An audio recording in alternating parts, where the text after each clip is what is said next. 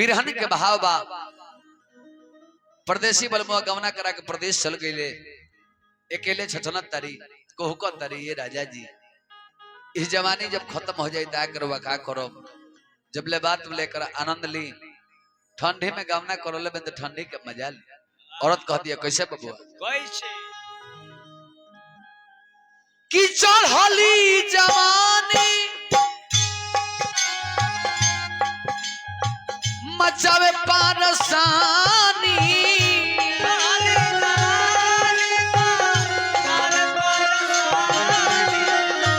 ऐसे ही बात राजा हम कहतानी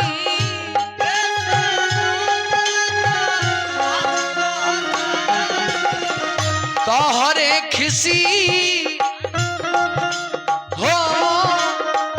तोहरे खिसी कुछ कर जाई काहे राजा हे पिया अइबो कि मर जाई का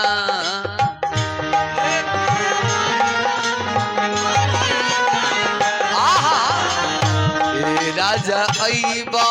कि मर जाई का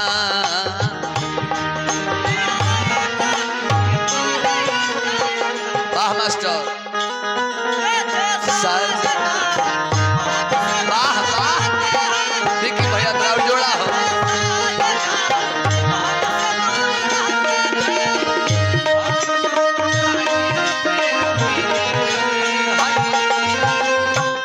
वाह वाह जय हो राकेश बाबू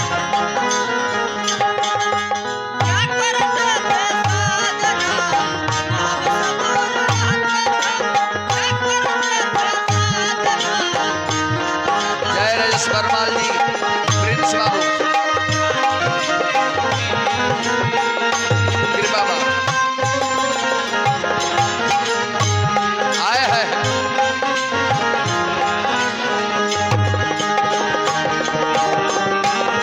आया है जय हो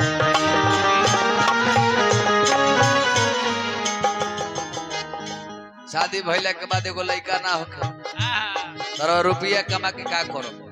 के करा खातिर कमाए बिकी भैया औरत कहती है का भइल बाड़ तू ही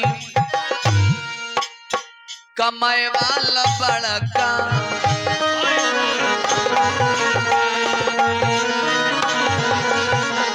अब हिले भइल राजा लड़की भाला लड़का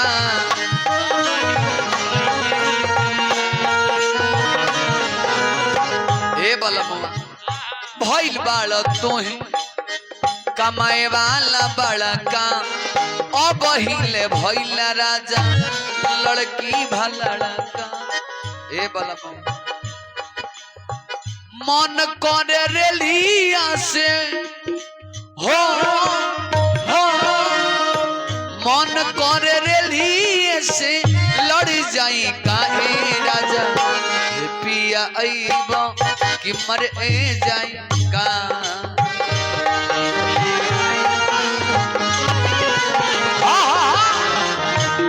पिया अइबो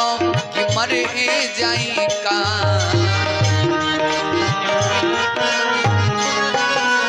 जय हो मुन्ना यादव जी राजेश परमाल जी सबका नमस्कार प्रणाम रहे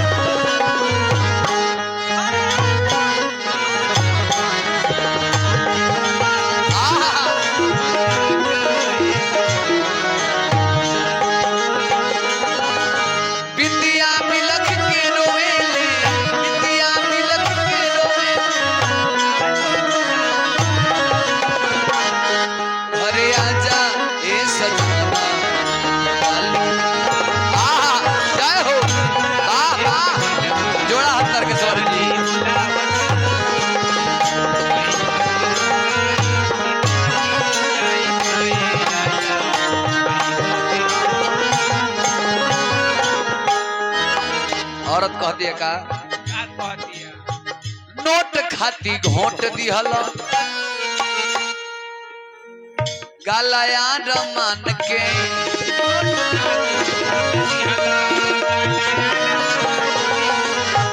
बिरह के आग में जरा बतारो जान के।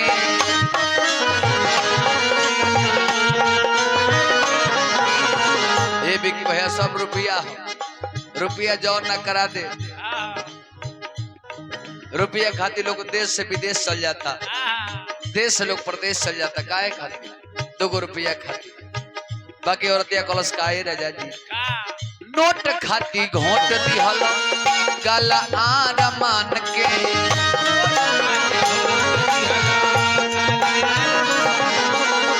बिरह के आग में जरा बतारो जान के।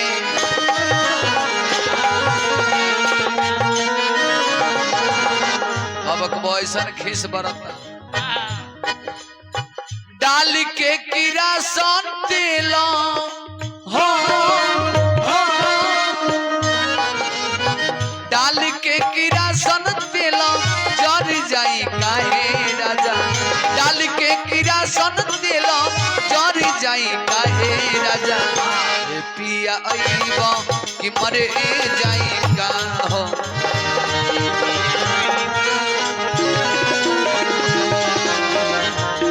पिया अइबा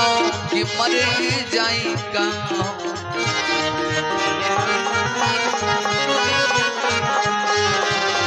तोहरे खिसी राजा जी, राजा जी, राजा जी,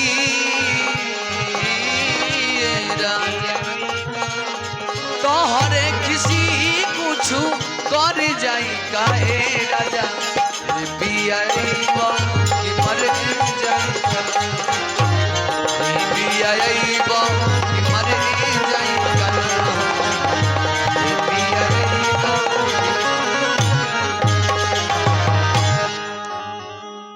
अब चली कथा पर। कथा बड़ा सुंदर बा। कैसे माई सीता एगो बबुआ के जन्म देके जब जन्म दहली ते कथा में सुने के मिली एगो माई कैसे अपना बेटा के मारत थी। बेटा जब को बेटा हो जाए न तो कब कब माइयों के मजबूरी हो जाला बेटा लोग के मारे। एक कथा के भाव यह बा, ओ जगह से कथा लागत माई की अवस्था बहुत छोट बा, बिना अस्त्र वस्त्र के माई सखी लोग के संग में खेलत तरी। कथा हो जैसे लगी बबुआ कवि के भाव कैसे कहानी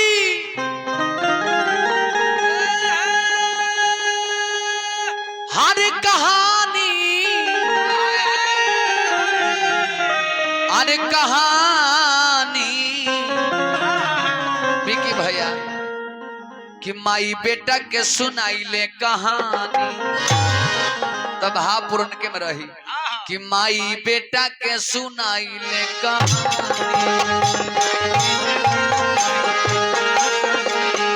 माई बेटा के सुनाई ले कहानी।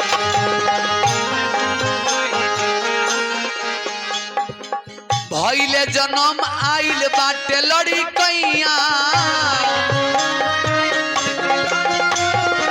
भइले जन्म आइल बाटे लड़ी कैया। माई के जन्म भइल बा बबुआ जनक जी के दरबार में, पालन पोषण माई के जनक जी के दरबार में होता। जनक जी ओह माई के धरती से पाके अपन बेटी बना ले। अब माई करत का बाड़ी सखी लोग के संग में खेलेली मैया, सखी लोग के संग में खेलेली मोरी मैया। राज बाबा बेदवा पुरानामा, बेदवा पुरानामा के बतिया बखानी। माई बेटा के सुनाई ले कहानी। चला मास्टर, हाँ हाँ माई बेटा के सुनाई ले कहानी, माई बेटा के सुनाई ले कहानी। माई सीता 6 वर्ष की अवस्था में सखी लोग के संग में अपना फुलवारी में खेलत तरी, कबो माटी के मूर्त बनाओ तरी, कबो माटी के चौकी बनाओ तरी, कबो माटी के बेलना बनाओ तरी। अब बनाते बनाते मैया कैली का एगो माटी के सुंदर मूर्ति बना दे। आज जब माई मूर्ति बना धली बबुआ, जब ना माई मूर्ति बनाओ तरली ओह बेरा उनका शरीर में कोनो वस्त्र ना रहे, माई नंगे रहली। और जब मूर्ति बनौली तो भइल का बबुआ, कवि के भाव लगता कि रोज तारी माटी के खेला मना आरा मनवा से सुनी, कि रोज तारी माटी के खेला मना आरा मनवा से सुनी।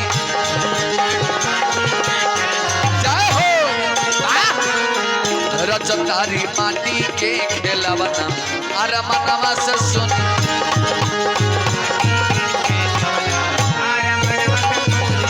माई के मन में इच्छा जागर है बबुआ कि माई के मन हर सैले मूर्ति तैयारी रे भइले।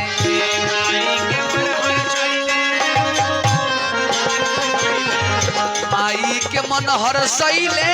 मूर्ति तैयारी रे भइले।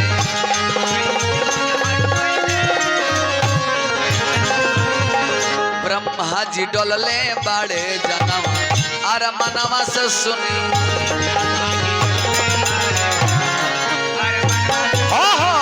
ब्रह्मा जी डोलले बाड़े जनवा आरा मनवा से सुनी।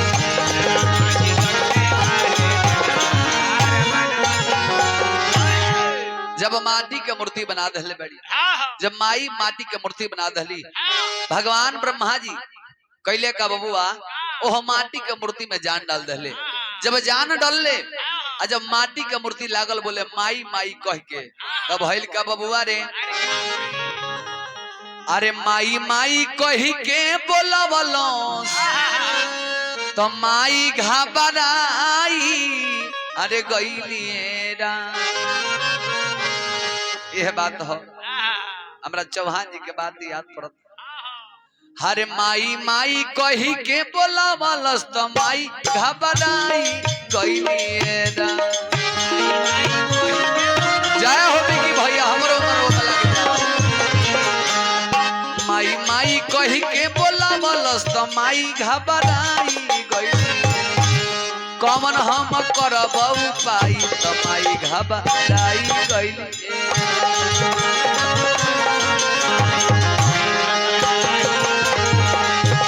कौन हम करब उपाय तो माई घबराई गई।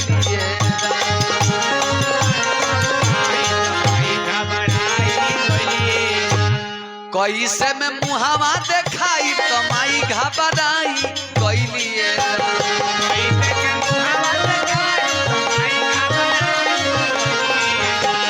कैसे में मुहावा देखाई तो माई घबराई गईलिए।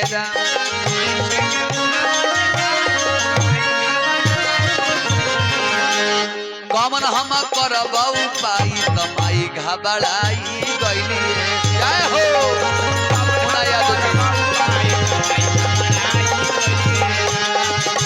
कौन हम करब उपाय तो माई घबराई गईली।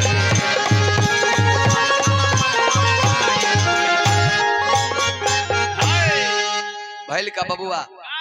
जब माटी का मूर्ति माटी के लेकर जब माई कहले बा जगत जननी के, तो माई अब घबराइल बड़ी। ना शादी भइल ना विवाह भइल, अभी हम बाल अवस्था में बानी। आई लड़का यदि हमरा का माई कहता आहा तो गांव में हल्ला कुछ और हो जाई, राज्य में हल्ला कुछ और हो जाई।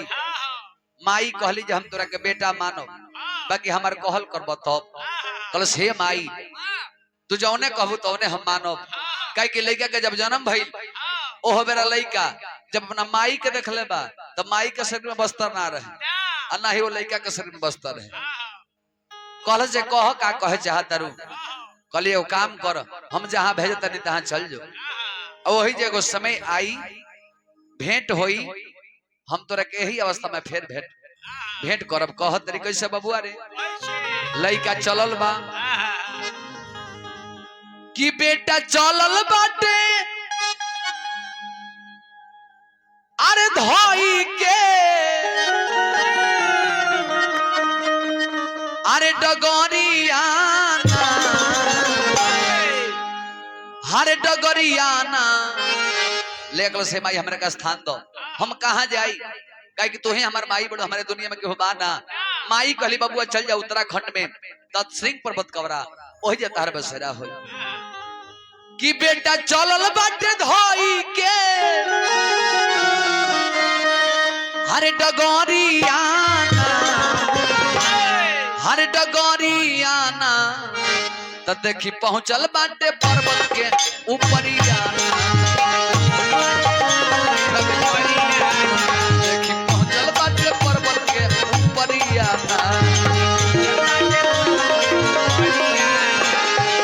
माई से बोलो ताटे मधुर बचनमा, माई से बोलल बाटे मधुर बचनमा। चलेला चाल देखी वीर के समनमा, चलेला चाल देखी वीर के समनमा।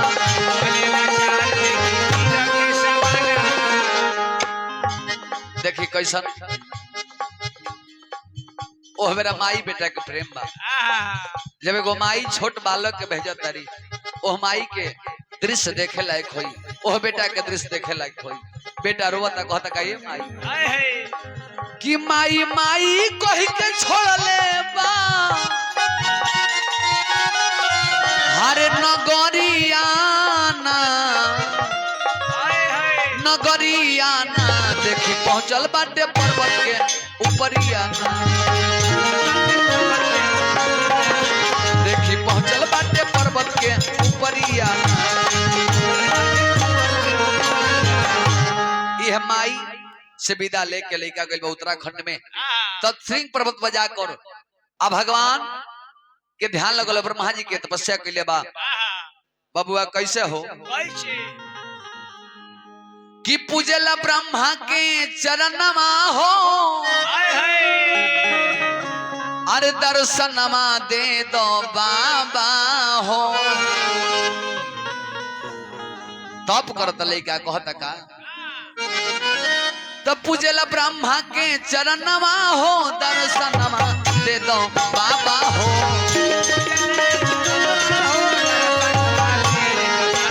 पूजे ब्रह्मा के चरणमा हो, दर्शनमा दे दो बाबा हो।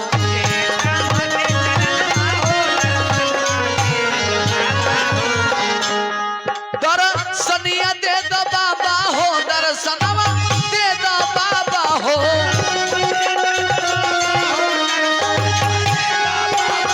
दर्शनमा दे दो बाबा हो, दर्शनमा दे दो बाबा हो।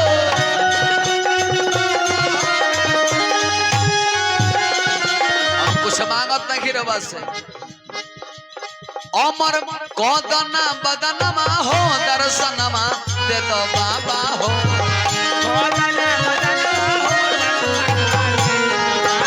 अमर कदना बदनमा हो, दर्शनमा बादी की भैया।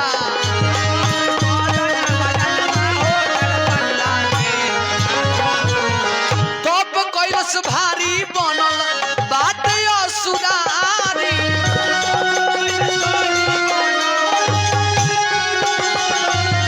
तब कैलस भारी बनल बात असुरारी।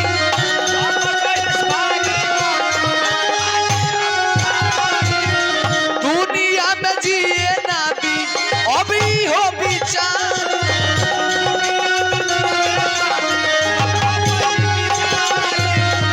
दुनिया में जिए ना भी ई हो दुरिया चारी।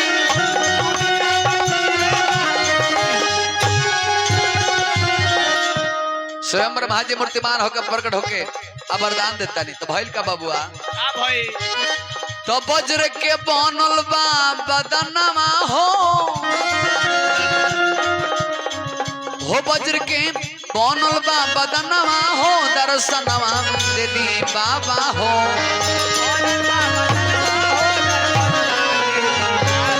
उजला ब्रह्मा के चरणमा हो, दर्शनमा दे दो बाबा हो।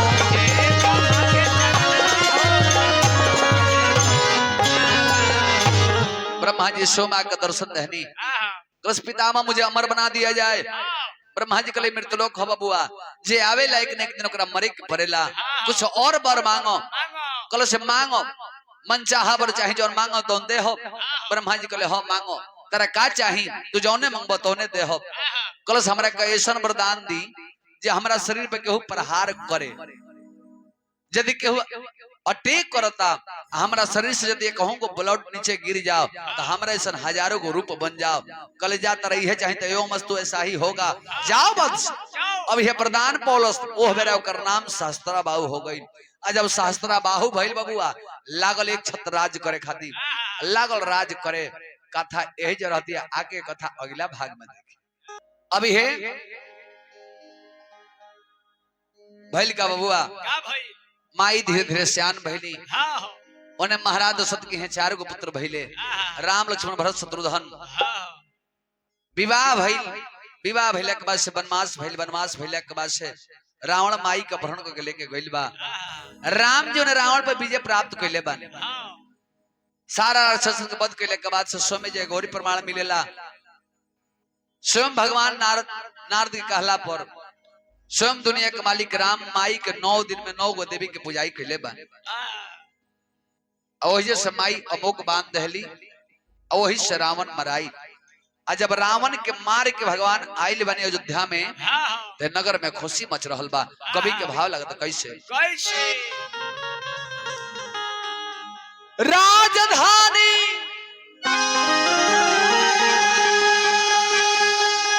हर राजधानी कमल नयन जब घरे आइले हर राजधानी तब बबुआ जब राम लक्ष्मण सीता वनवास से घरे आइल बोलो तब तो चहल पहल मचल बिया राजधानी, चहल पहल मचल बिया राजधानी। सीताराम लक्ष्मण के भइल आगमनमा, सीताराम लक्ष्मण के भइल आगमनमा। खुशी बा अयोध्या खुशी बावे ई जहानवा, खुशी बा अयोध्या खुशी बाटे जहानवा।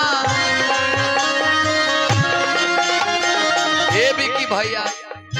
बेदवा पुराना के पतिया बखानी कहा, बेदवा पुराना के पतिया बखानी। राजधानी चहल पहल मचल पिया राजधानी, चहल पहल मचल पिया राजधानी। सारी प्रजा राम के जयकार कर रहल बा। राम राजा बन गेले। आज जब माई सीता कले हे सीते तारा खाती कितना राक्षसन के हम वध कर दहनी, अब हम तारा नजर में पूजे योग्य हो गइल बानी, ऐसे तो हमारा बाह के पूजाई करो। माई जानकी कहली ना प्रभु, दुनिया में तो सबके मरनी, रावण के मरनी, अहिरावण के मरनी, महिरावण के मरनी, हर दूसर के मार दहनी, मेघनाथ के मार दहनी, बाकी एगो रह गइल ओकरे के मार के आई तो हमरा और बाह के पूजाई करब। राम जी कहले दुनिया में सबके मार दहनी, अब कौन ही राक्षस हो जे रह गइल बा। माई कहली जे हां बा एगो, ओकरा खातिर जाए के पड़े बा उत्तराखंड में, जहां हमनी के देहरादून नगर में है। ओही जे तब श्रृंग पर्वत बजाई, ओही जो राक्षस से भेंट होई। दोनों भाई मन में विचार करके आ फिर धनुष माल लेके पहुंचल बालो। जात लो कैसे बबुआ नगर में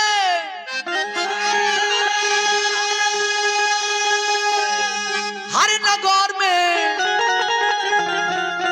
अरे नगर में तो दोनों भाई चलने देखी ना नगर में।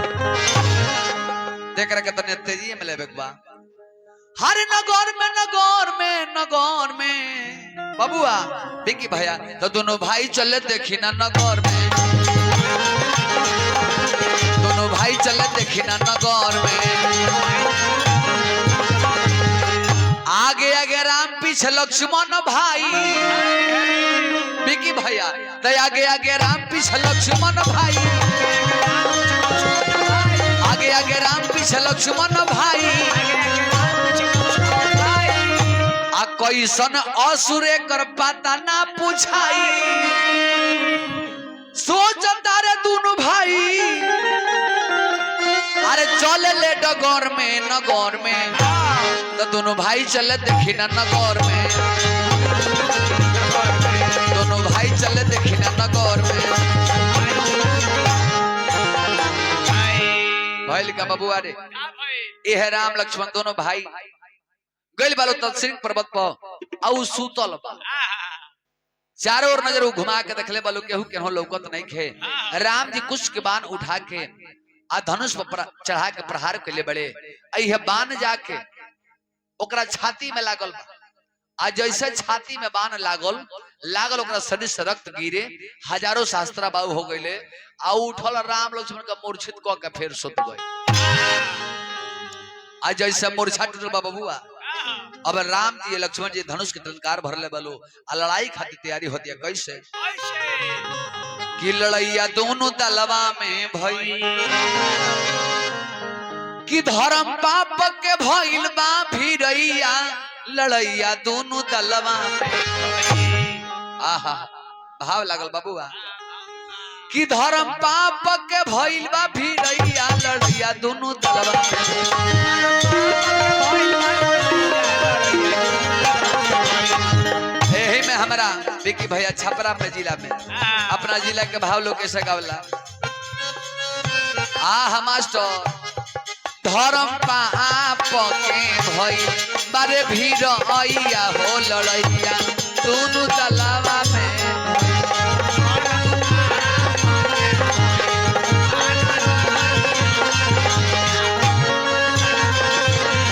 भइल का बबुआ अरे बान बान चलाई भगवान असर न पड़े भाई जी अरे असर न पड़े भाई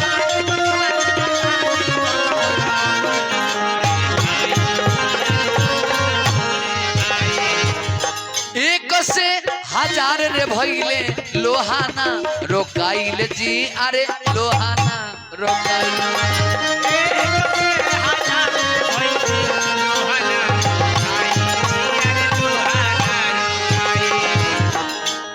तो चढ़ैया राम दलवा पर भई धर्म पाप के भइल बा भिड़ैया लड़ैया दोनों दलवा में चलो धर्म पाप के भइल बा भिड़ैया लड़ैया दोनों दलवा पर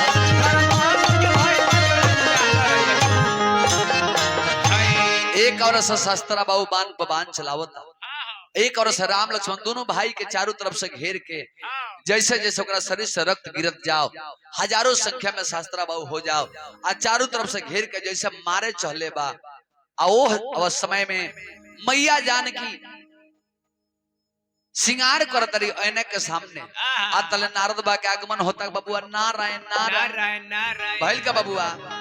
हरे बीड़ा बजावत नारद बाबा आ गई बजावत नारद बाबा आ गई हरि गुण गावत नारद बाबा आ गई हरि गुण गावत नारद बाबा आ गई बाबा भइल का बीड़ा बजावत नारद बाबा आ चलो बीड़ा बजावत नारद बाबा आ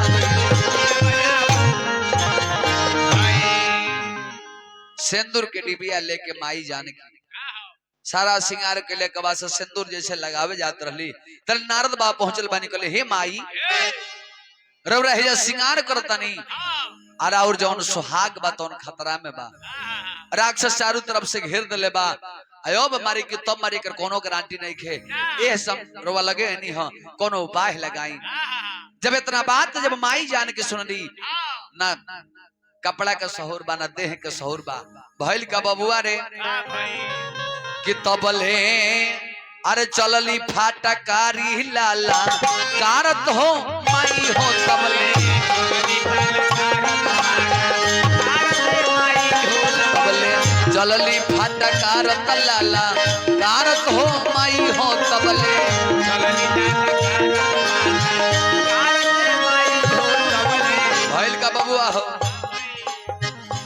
रूपवा लिहली बनाई रे लागे परले होई जाई रूपवा लिहली बनाई हो लागे परले होई जाई रूपवा लिहली बनाई रे लागे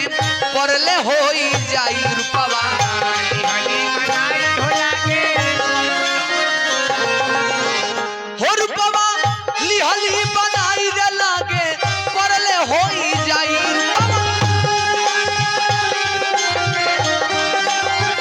हो रूपवा लिहली बनाई रे लागे परले होई जाई बबुआ भइल का भाई तली हली हाथ में उठाई है कटारे माई हो तबले तबले चलली फाटा कारत लाला कारत हो माई हो तबले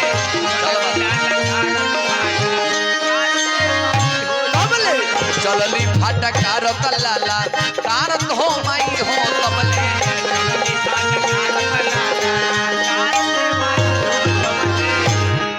भइल का बाबू भाई माई जब जानकी लगली बढ़े बेसुध होके लगली बढ़े उनकरा तन से लागल साड़ी खुले अब माई नंगे अवस्था में पहुंचे बड़ी वो जगह पर जहां राम लक्ष्मण के शास्त्रा बाबू चारों तरफ से घेर के मारे जा रहल बा आ जब माई के नंगा अवस्था में देखल तो हाथ जोड़ के खड़ा होकर माई फिर क्षेत्र में रुआ का करे नहीं हो मैया जान के गल तोरा से माई चिन्हाती ई तोरा से माई चिन्हाती आज जकर के मारत रहे तोर बाप हम ओकरे के ते मारत रे कलस तो तू का करेलू हो अरे पगला जब सुहागे ना रही तो हम रह के का करब ऐसे हमरा रण क्षेत्र में आवे के पड़ल हो कलस हे माई यदि तू आइल बाड़ू तो हमरा के चुनौती देले बड़े ऐसे एकरा लड़े के पड़ी एकरा मरे के पड़ी माई कहली ना अब तोरा हमरा से लड़ाई करे के पड़ी तब भइल का बउआ माई बेटा में लड़ाई कैसे हो रहल बा अरे भइल बा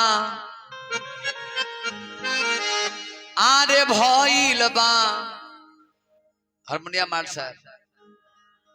बड़ा सुंदर भाव में कब कबो कार्नेटो बजा दिले अपन भाव झलकावत रहे तो बड़ा अच्छा लगे आहा यह बात हाँ मास्टर यही खोजता हमने के कि भइल बा माई बेटा में लड़ाई भइल बा माई बेटा में लड़ाई मारली कटार माई देखियो करा तन में मारली कटार माई देखियो करा तन में विवेक बाबू एक से हजार होके घूमे छन भर में एक से हजार होके घूमे छन भर में एक से हजार होके घूमे छन भर में और माइयों का मती खराब कोई ले जैसे माई ओकरा शरीर में कटार मारत तारी एक से हजारों रूप बन जाता माइयों का मती खराब कर दलसा माई सोचो तारी कह तरीका कौन हम अब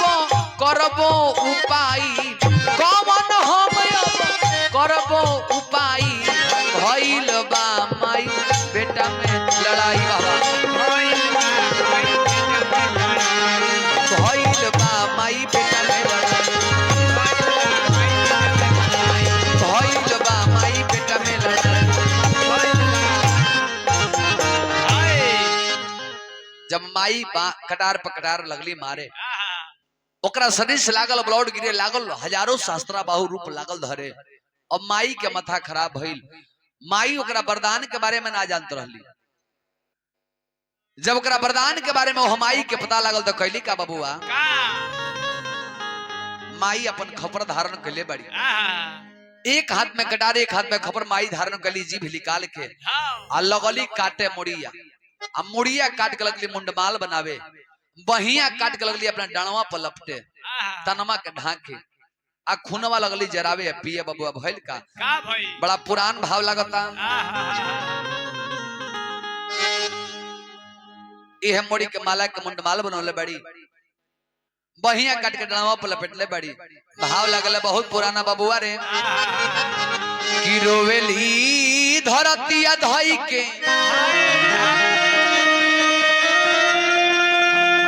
हारे गैया रूपमा तनमा हो कि ओही छनमा हो कि ओही छनमा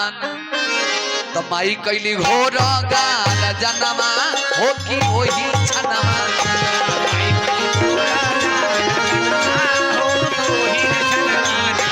मैया कैली घोर गाल जनमा हो कि ओही छनमा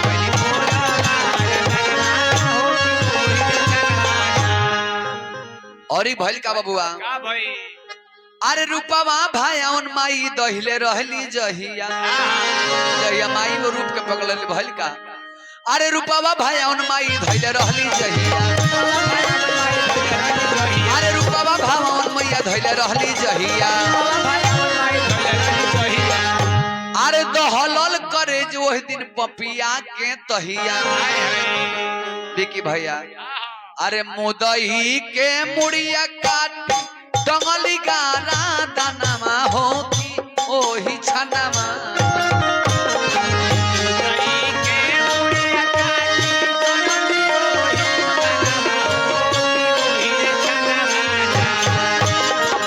यह कथा के मेन मूल रहल माई एगो बाबू को उत्पत्ति करके जन्म देके और वही बेटा के मारत तारी तो बेटा जब को बेटा हो जाए तो माई के मारे के पड़े कब कब राजकुमारों को माई बोल देली इकरा घूमला के चल माई माई कहीं घूमबो आ जब बेरा हो जाए भोजन करे के तो लागी घूम घूम के खोजे जे बेटा हमारे कहाँ बा सबे खाली हल छोटका ना खोइल राजकुमार बाबू तू सुधर जा तोहरो माई आ जाए हैं बिगड़ जाए है कोनो बात नहीं अभी है माई कैली का बबुआ मुदई के मुड़िया काटी टंगली गाना तनमा हो कि ओही छनमा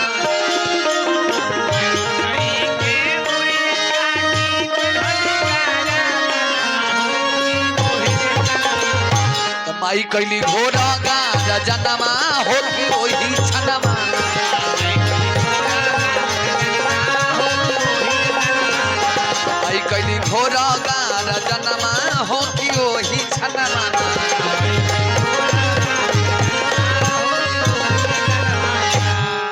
माई विकराल रूप बना के जीभ निकाल के अलग अलग जान जाए शस्त्रा बाहु के काटे गर्दन काटा जास खून के रोको जास खपरवा में लगली खुनवा पिए जब लगली माई खुनवा पिए तो उनकरा मोड़ी पर खून सवार हो गए अब तो शास्त्रा बाहु मरा गई राम लक्ष्मण के जान बाँच गई अब तो लगली निमनो आदमी के काटे अब सारा देवता मिल के आ जाके कहाँ गई बड़े भोले बा के दरबार में कि जाके कैले तपस्या गिरवर राज कुमारी के अरे बम भोले भंडारी के सारा दादा जाके जगाओ तर जल्दी से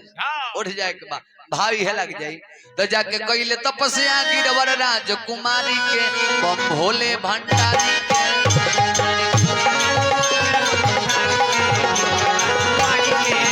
जाके कैले तपस्या गिरवर राज कुमारी के बम भोले भंडारी के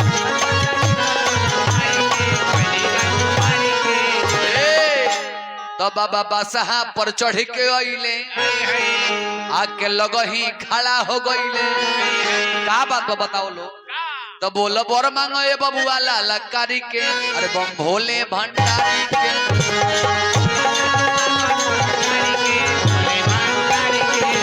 जाके कैले तपस्या गिरवर राज कुमारी के बम भोले भंडारी के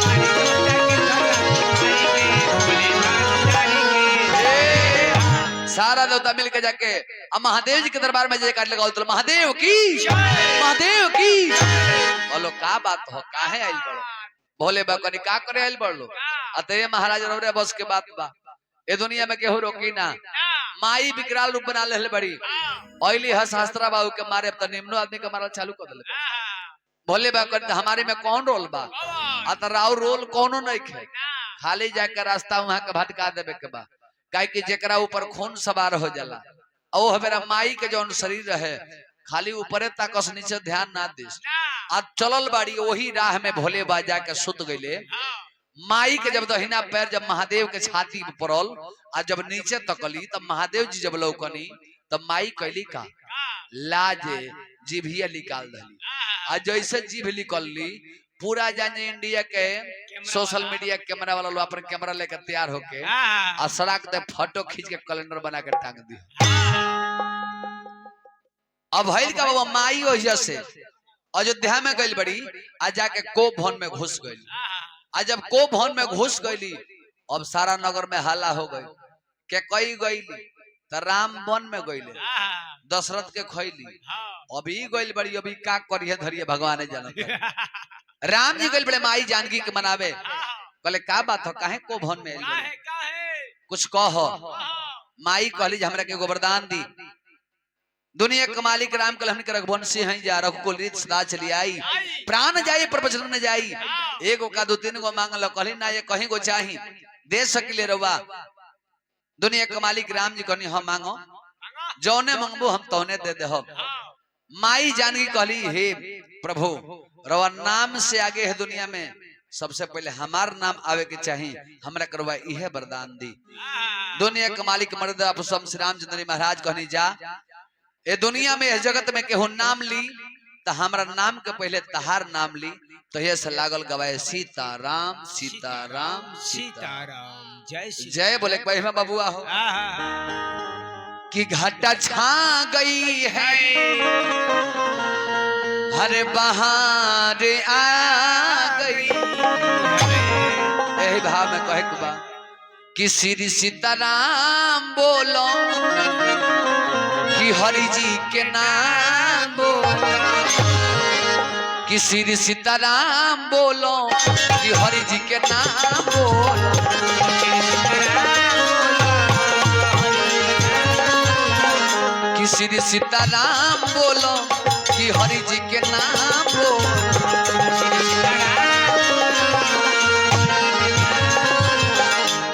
कि श्री सीताराम बोलो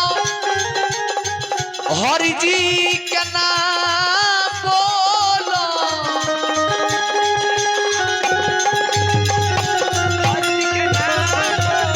हो देखे कबा कि राधेपति श्याम बोलो सिया बर राम बोलो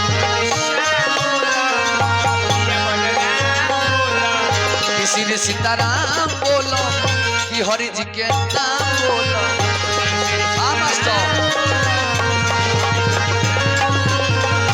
श्री सीताराम बोलो कि हरि जी के नाम बोलो